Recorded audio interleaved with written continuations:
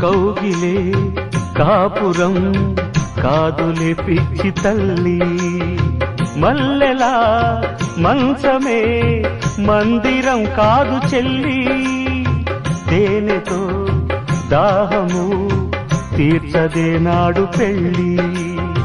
త్యాగమే ఊపిరై ఆడదయ్యేను తల్లి, కామానికి దాసోహం కారాదే సంసారం, కాచుకో భర్తనే కంటి పాపాయిగా, నేర్చుకో ప్రేమనే సంటి పాపాయిగా,